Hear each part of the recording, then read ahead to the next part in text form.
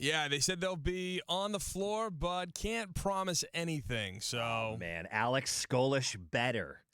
that would be awesome. And if they bring Byron Brown, they gotta stop by and be on in Tampa. I mean, Tampa's literally the reason both of you are in the SEC. So now I also understand that they don't want to come on because of Tampa. Yeah, USF fans are not too pleased with Alex Skolish and how he left, and well, sometimes those situations get messy. But I have no problem with him leaving and moving on to the SEC for the Auburn job. I mean, that's how college football works. And now Brian Hartline comes in, high expectations.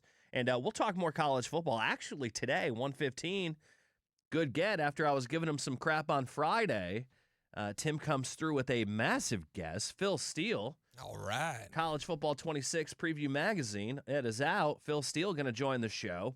And he's someone I've always had on the air for the last, I believe, 4 years now. And Tim reached out, got him on. So he'll be on later today. We'll talk college football. We'll get a little preview on the Gators, the Seminoles, and we'll talk Bulls and just college football in general as well. So I truly believe Phil Steele is one of the brightest minds in college football. Nobody knows more than that guy. I mean, I got you a copy of the magazine this year. I love it. It's incredible, right? It's phenomenal. I mean, everything you need to know is in that book. It's the most accurate magazine over the last 31 years, according to Phil Steele himself. So we'll talk to Phil at 1:15. Looking forward to that conversation. Anytime we can talk college football. But a new segment I wanted to introduce on the show, Heroes and Headaches. Who was the hero of the weekend? Who was the headache of the weekend? The hero is someone that did something great on the field, I guess could be off the field too, and the headache is just someone who did something totally stupid. Look, I've got a lot of suggestions for both, but I had to go with my top, and I'm going to go with, as my hero, Evan Longoria for Evan Longoria weekend. I thought, all in all, I know we talked a little bit about the attendance on Friday night, but all in all, it was a very successful weekend. Trop was packed yesterday. And Evan Longoria walking out to his walk-up song with the band on the field, Tantric, Down and Out. That was just, it was awesome. Gave you goosebumps seeing him with his family, and to see him back at the Trop. It's been a long time. It was awesome. Then I heard him on the TV broadcast and the radio broadcast, and I thought he did a great job. And just seeing Evan Longoria back in the Rays uniform, it was special. And just, talking to so many fans about what Evan Longoria meant to them. I mean, he's the face of the franchise, even still to this day. I mean, when you think Tampa Bay Ray, he's the first player that comes to mind. When you think Yankees, you can think of a number of players, obviously, but Derek Jeter comes to mind. When you think of the Red Sox, Pedro Martinez comes to mind. When you think the Blue Jays, Vlad obviously comes to mind. But when you think Tampa Bay Rays, it's Evan Longoria.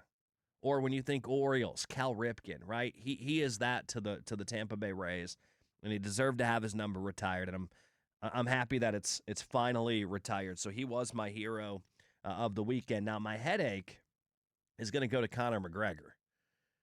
If you paid for that, which I guess it's not like it used to be, where you got to pay $75 or whatever the price used to be to watch. You obviously subscribe to Paramount Plus, and I'm sure a lot of you probably just rip it off or share passwords with somebody else. Thank God, because if you didn't, you got ripped off this weekend. So my headache goes to Conor McGregor because that fight lasted less than a minute. Now, there's a lot of conspiracies flying around about that too. Was he hurt before he even got into the ring? And people are showing a video of him taking off his shoe, where he kind of looks a little nimble after he takes the shoe off. And then there's footage of him walking into a clinic a couple days before the fight, an injury clinic. And so conspiracies are flying.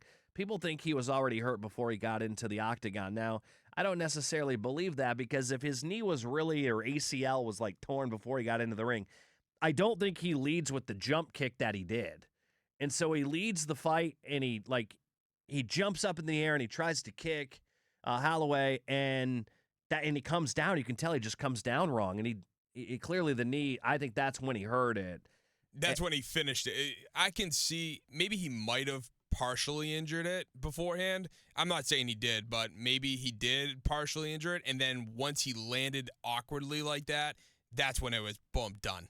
Yeah, and so it just turned out to be really one of the most disappointing sporting events. I'm going to go ahead and say one of the most disappointing sporting events ever. I mean, that's up there. There was a lot of buildup for that fight. And for those that thought it was going to be a good fight, I mean, my dad being one of them, he's like, this is going to be such a good fight. I'm like, he's old as hell. I was hoping for a good fight. Yeah, hoping, sure. But it's like Pacquiao and Mayweather. Like, I could have told you that fight was going to suck. Oh, yeah. It happened 20 years too late. Exactly. And I hate Mayweather for doing that. Yeah, so it wasn't going to be a good fight. But there were people that went into that going, this is going to be a good fight. And it's like, you're just telling yourself that. And by the way, I believe 85% of the bets were on McGregor, which, again, silly. This is why MGM Grand continues to get bigger and bigger in Vegas, because you bet with your heart and not your head. But that was never going to be a good fight. It was always going to be a disappointment. We just didn't think it was going to be that big of a disappointment. So if you want to get your heroes and headaches candidates in on the text line, you can, 82945.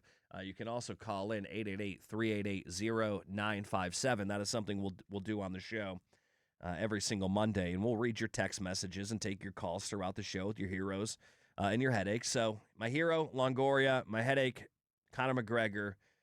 Tim, your candidates for this week? Yeah, my candidates were I was trying to stick with the Rays theme, and I knew you'd go with Longoria, so I didn't want to go with that. But when looking at this weekend, I'm giving my hero to Ryan Vilade, coming in Saturday, pinch hit, 3-run homer to extend the lead 5-1. It was a 1-run game for a while. And then he comes in, bam, 5-1. The game felt over right after that. So he is my hero for that this weekend. He's just been really good. I mean, he's been one of those players sneaky good. Yeah, he's been one of those players that really just kind of surprised. You know, started off a little bit slow, but ever since, he's just been so damn good for this baseball team. And kudos to the front office getting Vilade. And then my headache has to go to one of my favorite subjects of all time, the refs, and how they absolutely blew the England-Norway game where the ball clearly hit the camera cable in the air, and that led immediately to England's first goal. Now, I'm not, upset that England won, but at the same time, it's call it how it is. Like, how does VAR miss that, but it picks up the freaking toenail that is offsides, or the flopping that goes on? And that happened with the Switzerland player, but I'm sticking just solely with the England-Norway refs clearly missing the ball hit the cable, and then their excuse for it was ridiculous, saying it didn't have a heartbeat or whatever. It's like, come on. Well, that's the thing. They have the chip inside the ball, and what game was it that had a controversial ending? It was Portugal and Croatia, I think it was, a couple weeks ago. I remember it was when I was out for the 4th of July. I think it was Portugal and Croatia. We thought Croatia had scored, and then it turned out being offsides because it hit off of the hair of a Croatian player. That's right, yeah. And there was the tick in the ball that measured that the ball did get hit. So, yeah, it makes you wonder how it didn't pick up, hitting the cable above the field. I didn't notice it in real time.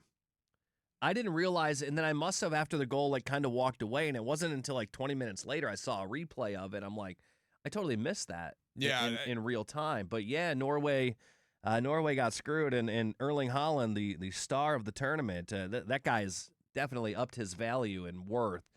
He goes home. Easily. Oh, my God, he was so popular during the World Cup, but that sent Norway packing.